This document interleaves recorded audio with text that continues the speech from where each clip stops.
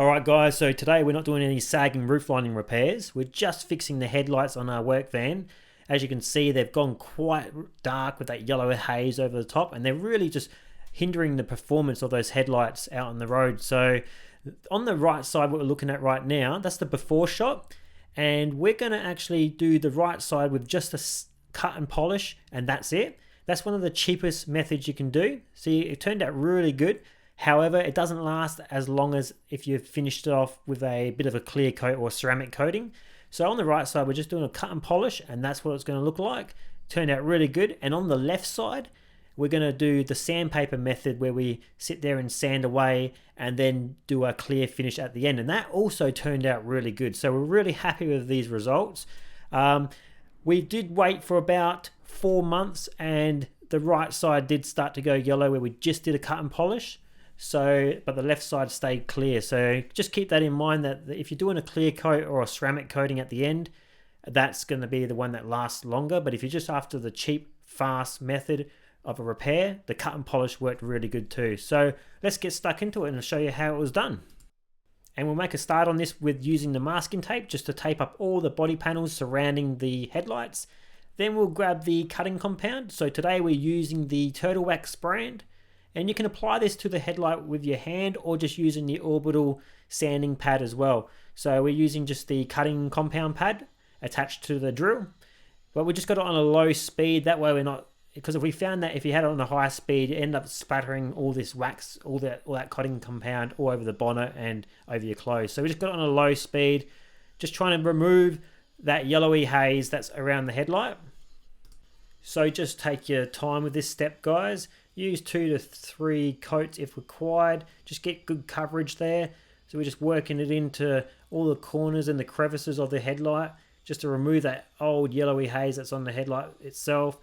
And we're on our second coat at the moment, but we do realize that maybe because this headlight has been left in its bad condition for so long, or maybe just due to its age, there is some fine cracks in the headlight itself.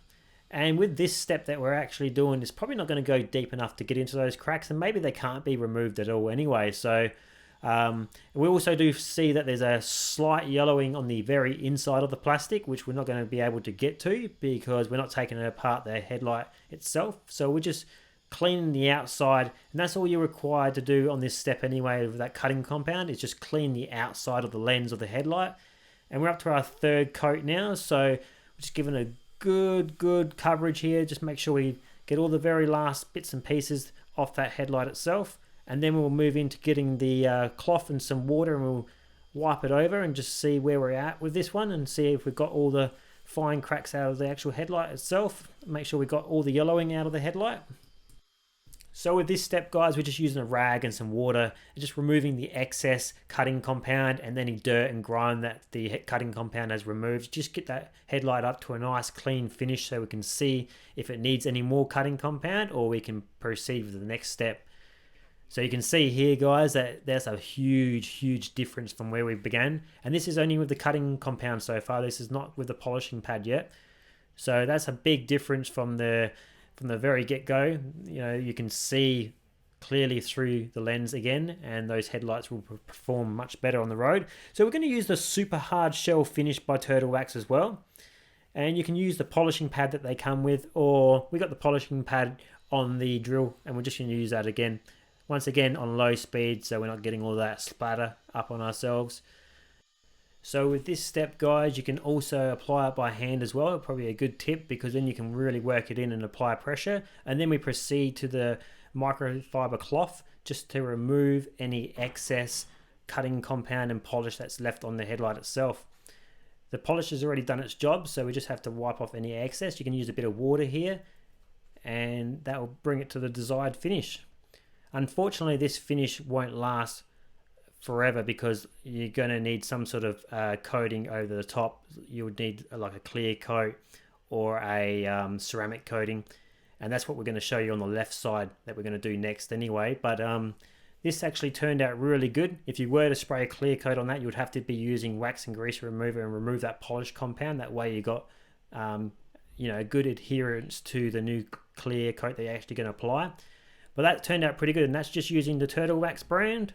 And as you can see, that's a huge difference from where we first began. So I'll chuck a list of all the products we used today, guys, below in the description. We're just going to zoom up to the lens now, and I'll show you where you can see those fine imperfections behind the lens itself on the very inside.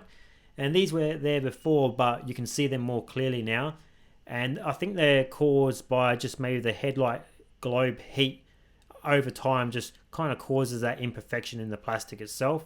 And it's from the inside, so unless you get into the inside of the headlight, you're not going to be able to clean that. But this is the desired effect we're after anyway. We've got clarity back to the road. We can drive this car safe at night again, and we're not going to get picked up or defected for having those yellowy type of headlights. So with the left side, we're going to move into using the sandpaper method now and the clear finish at the end. So we're going to make a start with using the 1200 grit wet and dry sandpaper. We're going to rub that horizontally, and then we're going to proceed to use the 2000 grit wet and dry sandpaper. We're going to rub that vertically, and that will start to remove any of the horizontal scratches from the first step. And then we proceed right at the end with the 3000 grit, and we rub that horizontally, and that will remove any vertical scratches. And it's also said that if you finish on a horizontal sanding motion, that will also prevent any runs in the final clear coat that you apply right at the end. So just make sure you use plenty of water on the headlight and the wet and dry sandpaper itself. We started off with the 1200, finished with the 3000, and we used the 2000 in between. So if your headlight wasn't as bad as ours, maybe you could start with the 1500 grit sandpaper. But yeah, we started with the 1200, and pretty much you can just work your way up to the 3000 grit sandpaper right at the end. And you want to start by producing those horizontal scratches into the headlight itself. And don't worry, because this step is basically just to really dig in and remove that yellowy gunk off the headlight itself. So don't stress too much that it's scratching your headlight, because the next steps, if done correctly, you will start to remove those scratches anyway. So you just want to really get into it, and you'll see the water start to run, and it's really dirty and yellowy and white. And that's like you're digging into the yellow coating on the outside, and then basically you start digging into the plastic itself. So you can see here that you can see those fine horizontal scratches, and that means you've done a pretty good job anyway. And then when you proceed to do the vertical rubbing motion of the sandpaper, you want to see just vertical scratches, and you don't want to stop on the vertical rubbing until you only see vertical scratches, and that's when you know you've done the second step correct. And then when the final step, you want to rub horizontally again, then you don't want to see no vertical scratches, and the final step you really don't want to see any scratches anyway.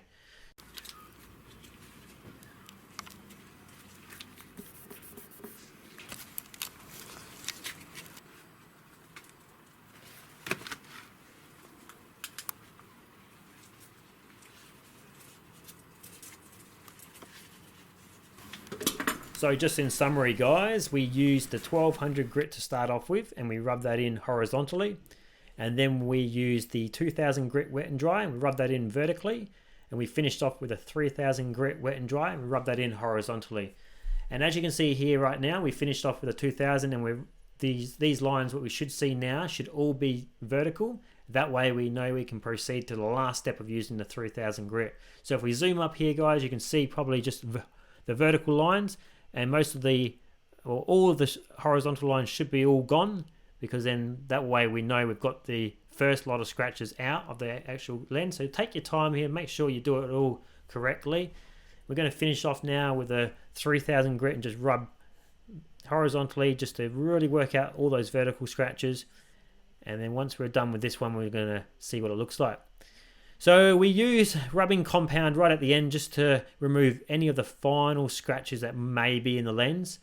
So this is kind of similar to the first step we did originally on the right headlight with the rubbing compound, but we've actually did sandpaper in between this. So we're just going to rub in the cutting compound now just to remove all those fine scratches that may be left in there from the sandpaper.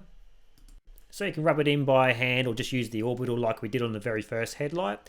And then you want to be using wax and grease remover with a clean cloth, and you want to wipe this headlight nice and clean, remove any excess cutting compound, remove all products off the lens itself, and prep it ready for spraying the clear coat. So you can see here it's nice and clean, there's no dust, there's no fibers, there's no product left on this lens, and that's what you want before you spray your clear coat.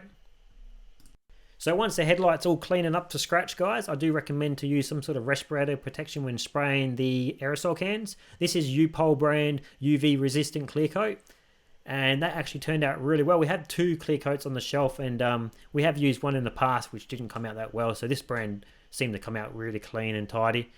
Removed all the tape, cleaned out the bodywork, and just made sure it's all nice and clean and finished, and we're really happy with that result. So that's the left headlight.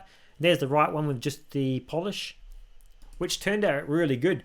But ideally you want to be spraying that clear coat on it just to protect it. So from past experience, I think these last about 8 months to 14 months before they start to go yellow again, and then you have to do a bit of a polish again, or just do the method where we just spray the clear coat. But, you know, we're just showing you guys, if you wanted that quick step and you just wanted to apply a quick polish, that's how it turns out. And this method here on the left hand side, that was using the clear coat. So thanks for watching, guys. If you found this video helpful, make sure you click that like button, leave a comment if you like on your biggest takeaway, and also hit that subscribe button to help us grow. Thanks for watching, guys. See ya.